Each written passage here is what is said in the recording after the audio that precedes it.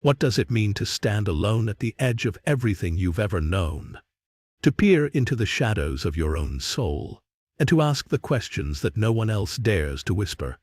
What does it mean to break free not just from the iron grip of tradition, but from the subtle, invisible threads we've woven into our very being?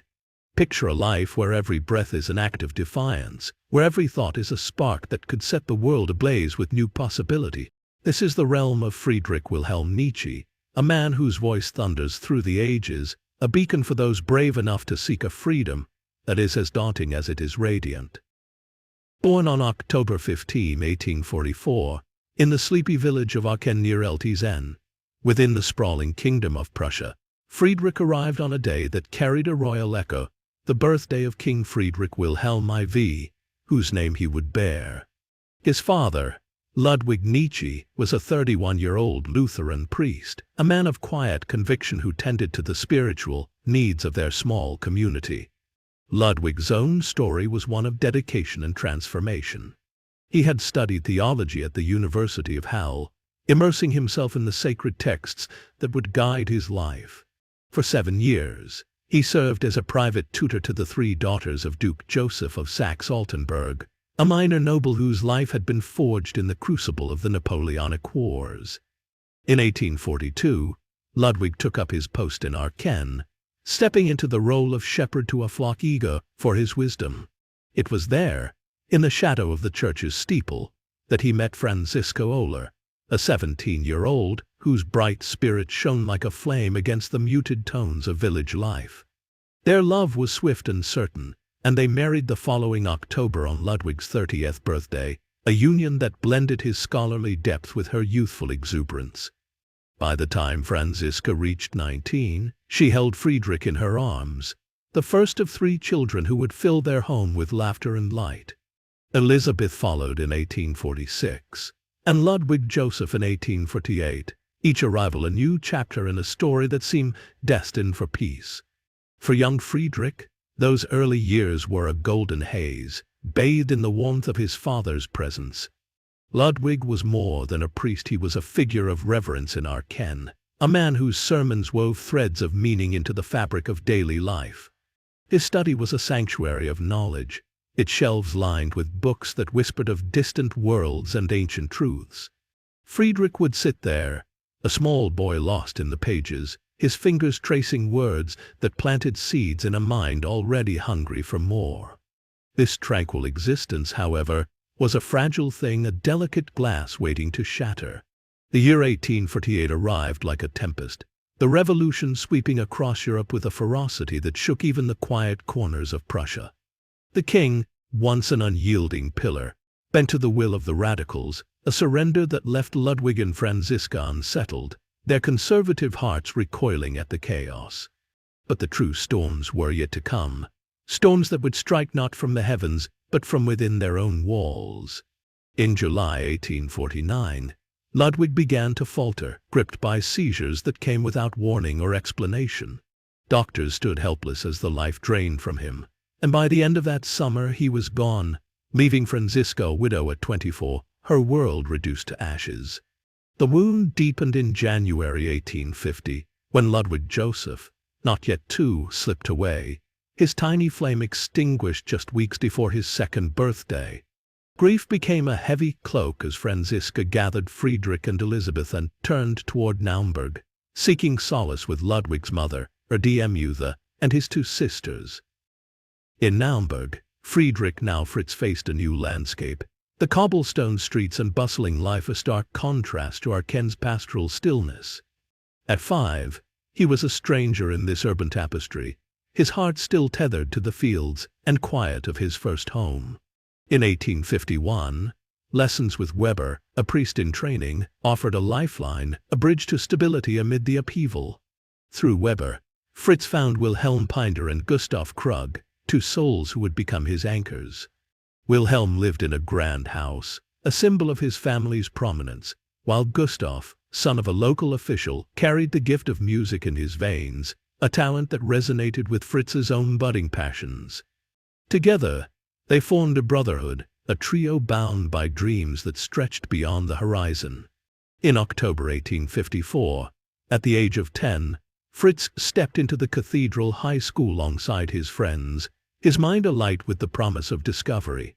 2 years later, the Nietzsche family moved to a larger home, its walls soon filled with the sound of a new piano. Under the guidance of a local choirmaster, Fritz's fingers found their rhythm, coaxing melodies from the keys that spoke of a talent both inherited and unique. But in October 1857, just after his 13th birthday, a shadow fell. Severe headaches seized him, their intensity forcing Franziska to withdraw him from school, her eyes clouded with worry as she tended to her fragile son. When he returned in early 1858, Fritz carried a spark that refused to dim. He poured his restless energy into 2 short plays, each word a brushstroke on the canvas of his imagination, revealing a creativity that defied his tender years. A visit to Pforta that summer stirred the embers of memory, and he penned a brief autobiography, its lines drenched in longing for the ark and days, the creak of his father's study door, the hymns that floated through the church.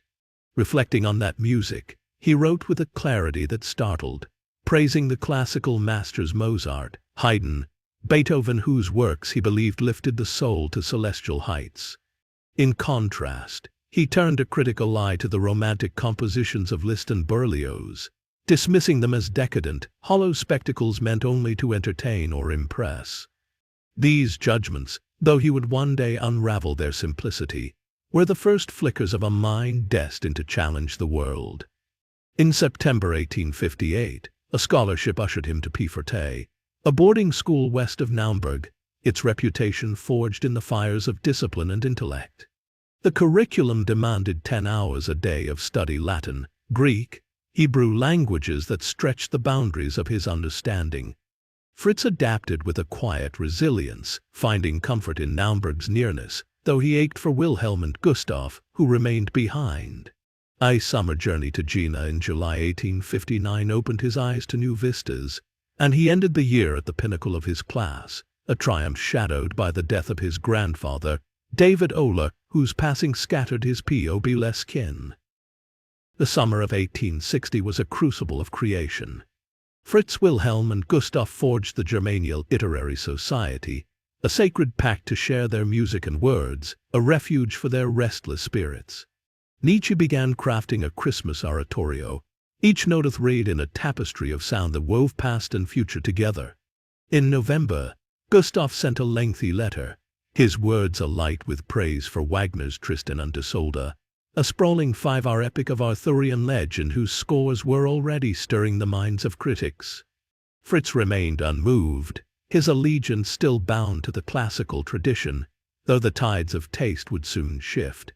Migraines shadowed him into 1861, their grip unrelenting, yet his heart softened toward Liszt's music, once scorned as sinful, and he wandered into the rich lore of Slavic and Hungarian tales. His schoolwork took a daring turn, essays that crackled with audacity, a defense of H. Lynn, whose critique of German barbarism against antiquity's glory rang true, an homage to Byron's Manfred, a romantic titan of will, and a provocative piece supporting them. In an essay titled Fate and History, he pierced the veil of freedom, arguing that even the boldest spirit bends to customs etched deep in childhood, a fate that must be defied to claim true liberty. This revelation snapped the Christian cord that had bound him, setting ablaze a lifelong quest to dismantle the moral scaffolding of his world. At Pforta, success bloomed despite a body that faltered. By autumn 1862, Wagner's Tristan und Isolde won him over, its chords a duet with Gustav at the piano, a bridge between their souls. Rebellion stirred in 1863, smoking and drinking with classmates, a drunken stumble caught by a teacher, costing him a semester's progress. Literary dreams flickered, and he scraped through his final exams in 1864, his brilliance dimmed but not extinguished. As Wilhelm and Gustav set off for Heidelberg, Fritz chose Bonn, theology his nominal path, though doubt gnawed at his core. Lectures by Otto Jahn and Friedrich Arich drew him into philology, a realm where texts and time intertwined, igniting a passion that would define him. Easter 1865 brought a reckoning. He returned to Naumburg and declared to his stunned mother that priesthood was not his calling. Armed with David Strauss's Life of Jesus, he argued that early Christians had spun a divine myth around a mortal man, resisting familial pleas with a resolve that burned bright. Transferring to Leipzig to follow Arich, he stumbled upon Schopenhauer's The World as Will and Representation, a thunderbolt that reshaped his universe, a world of fleeting perceptions, driven by an unknowable will, where art and nature offered the only escape from suffering's grasp. In 1867, patriotic fervor swept him into an artillery regiment, a brief chapter cut short by a fall from a horse in 1868 that left him battered but unbroken. Recovery fueled a prize when Charesse on Diogenes Laertius, a 3rd-century chronicler of ancient philosophers, cementing his scholarly ascent. November 1868 brought a meeting with Richard Wagner, their shared reverence for Schopenhauer forging an instant bond, a kinship of minds that would echo through the years. In 1816, an astonishing offer arrived: a professorship in philology at Basel, at just 24, his degree unfinished, a testament to the brilliance that shone through his early work. Frequent visits to Wagner's villa at Tribschen deepened their connection, a sanctuary of music and thought amid the alpine calm. Yet 1870 tested him with unrelenting force. Lectures blaming Socrates for Greece's cultural decline sparked fierce debate. The Franco-Prussian War thrust him into the role of medical orderly, where diphtheria and dysentery scarred his fragile frame, and Wagner's move to Bayreuth left him adrift.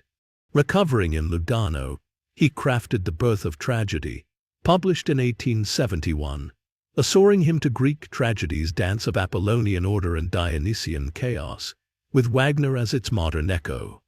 Critics like Arich bristled at its audacity, but Nietzsche pressed forward, his voice rising in 1870 to lectures that decried the hollowing of Germany's educational soul. His 1873 work, Philosophy in the Tragic Age of the Greeks, stumbled under Wagner's tepid response, a shadow on their bond. But untimely meditations roared forth for essays that struck like lightning, a rebuke of Strauss's cultural complacency, a warning against history's misuse, a tribute to Schopenhauer's liberating pessimism, and a paean to Wagner's artistry.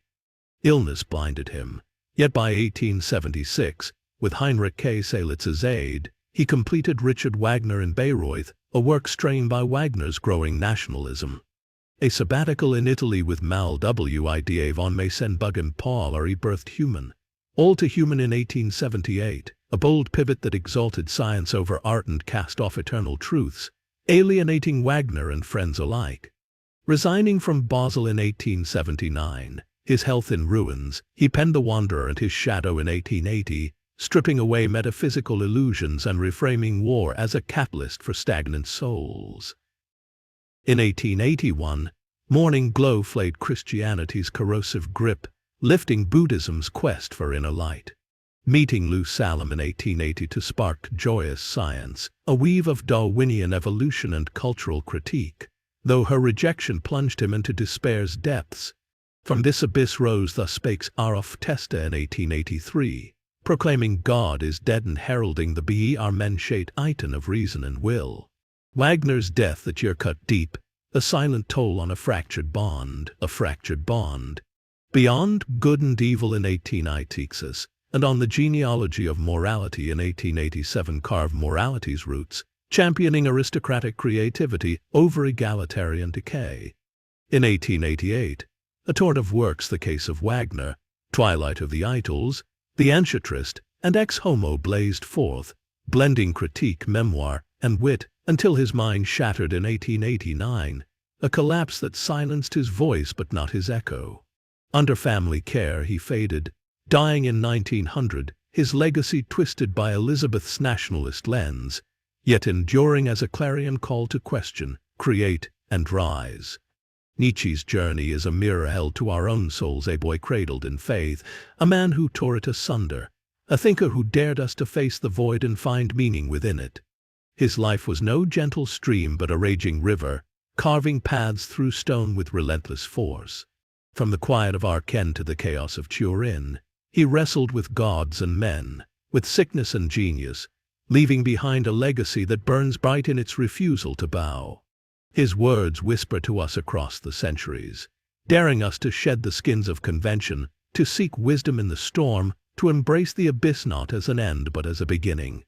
He was no saint, no flawless prophet. His flaws were as vast as his vision, but therein lies his power.